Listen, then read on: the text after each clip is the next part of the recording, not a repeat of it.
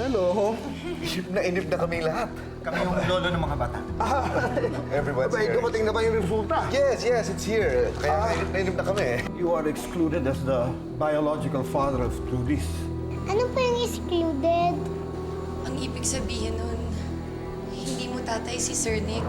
You mean si Nick ang totoong tatay ni Trudis? Oo. Kaya itapon mo ang papel na yan. Walang dapat nakakita ng resulta niyan, kundi lagot tayo. Migs, akin yan. Sisirain ko naman talaga dapat eh. Kaso alam mo, hindi ka na ako mahuli ni Migs. Bawiin mo yon. What are you saying? Maghahalukat ako sa basurahan?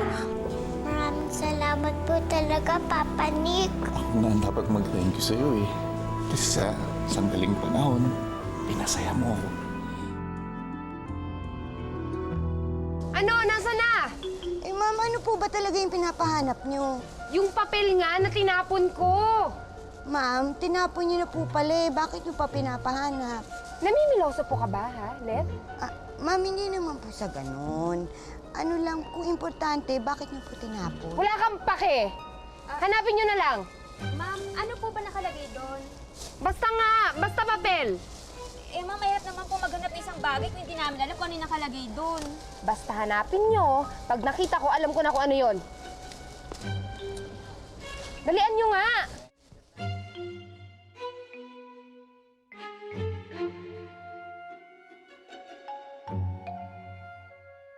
Successful ang unang hakbang natin. Ngayon, dapat na tayo mag-level up. Magsabi lang kay madam. Akong bahala. Magaling ka talaga magtrabaho, Nando. Oh, ano na ang mga kaganapan dyan? Madam, nandito na sila. O sige, galingan mo ang pag-arte mo, ha? Hindi dapat mabulilya sa mga plano natin. Ako pong bahala, ma'am. Sige, goodbye. Sige po.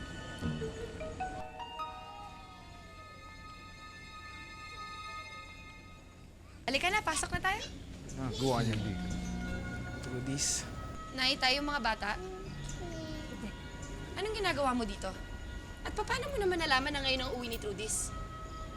Nagbabaka sakali lang naman ako eh. Sabik na kasi ako makita yung ano ko. Eh, makikibalita nga lang sana ako. Mabuti naman naabutan ko siya dito. Siguro, ito na yung tinatawag na lukso ng dugo. Trudis! Anak. Miss na kita. Kumusta ka na? Ba't parang hindi ka masaya? Uy! Paano ka ba kasi nakakasigurong ikaw nga ang ama ng bata? Nandito kayo. Inuwi niyo si Trudis. Isa lang ang ibig sabihin nito. Hindi si Nick ang tunay niyang ama. Trudis, anak. Ako ang tunay mong ama. Ako ang tunay mong tatay. Magkakasama na tayo. Hindi na tayo magkakaiwalay kahit kailan. Sandali. Trudis, Upeng, doon muna kayo sa loob ng bahay. Nay, tay, pakipasok ang mga bata. Kaya mo siya dyan. Sandali. Bakit mo ba ako sinasaway? Ano ko naman si Trudis, ha? Gusto ko lang naman mayakap yung bata. Hindi man si Sir Nick ang totoong Karapatan ko yun. Kahit na. Oo, hindi nga si Sir Nick ang totoo niyang ama. Pero ibig sabihin nun ikaw na talaga yung totoo niyang ama? Ako nga ang ama, ba't tayo niyo bang maniwala sa akin? Kailangan ko ng pruweba. Pakitaan mo ako ng pruweba. Hanggang hindi mo napapakita yon, hindi mo pwedeng kunin si Trudis. Madali ninyong tinanggap na ama ni Trudis si Nick. Dahil mayaman siya. Ako mahirap. May record pa.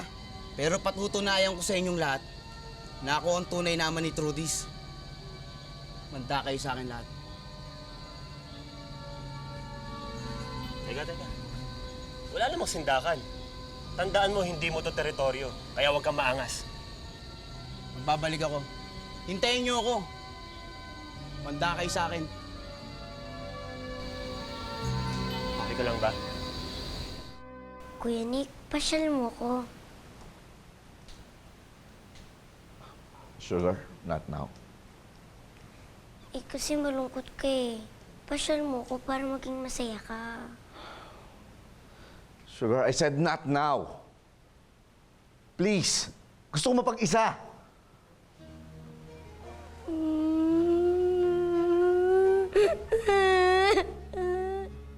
Bakit ka umiiyak? Ha? Inaano ba kita? Porque nawala lang yan si Trudis, kanya ka na sa akin. Palibasa siya ng loob mo. Sugar, ano ba? Tama na yan. Ang gusto ko lang mapag-isa. Ano ba?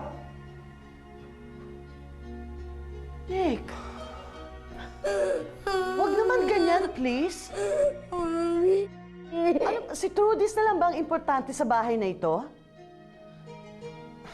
Ma, I'm sorry. Gusto ko lang mapag-isa. Alam ko ang pinagdadaanan mo, Nick. Pero sana maging sensitive ka din sa feelings ni Sugar. Bata lang ito eh. Wala siyang kasalanan sa mga nangyayari, kaya dapat hindi mo idinadamay.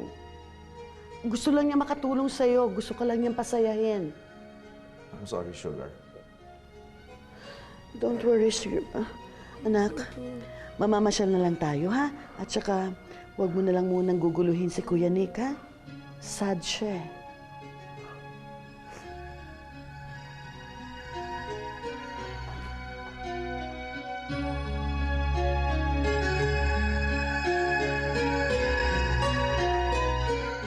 Naku, Biggs. Mabuti na lang at nandito ka. Kung hindi, baka kung anong ginawa ng Nando na yon.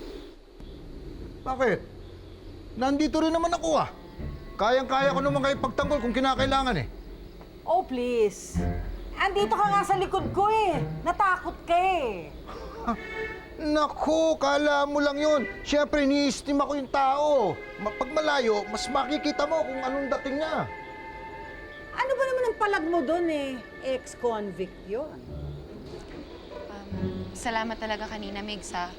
Pero sa susunod, huwag mo namang hamunin. Ikaw talaga, baka mo naman mapano ka pa, ha? Huwag ka mag-alala. Hindi naman ako natatakot sa ongas na yun eh. Saka isa pa, hindi naman kita pababayaan. Ano Carly? papabayaan? Meron ka bang pesting ahem? Oo! Pesting ehem na kailangan mawala na eh. Tay, nagmagandang loob na nga si Migs, eh. Magandang loob ah. Alam mo, mas titignan ko pa ng gusto yung ihong pumunta rito kaysa dito. Ha? Eto, bantay sa lakay ito eh. Sige ho. Mauna na ako, Chet. Mabuti pa. Salamat ulit, ha? Wala yon. Hindi naman kita pababayaan eh. Basta sa'yo, nandito lang ako lagi. Ay, sa inyo rin po. Ay, wala na ako. Tumigil ka nga dyan. May paganyan-ganyan pa kaya bagong gimmick nyo na naman dalawa, no? Tay, talaga. Palagi na lang. Kaya pasok na kayo dun, pasok na kayo dun. Baka maambunan pa tayo. Halika na.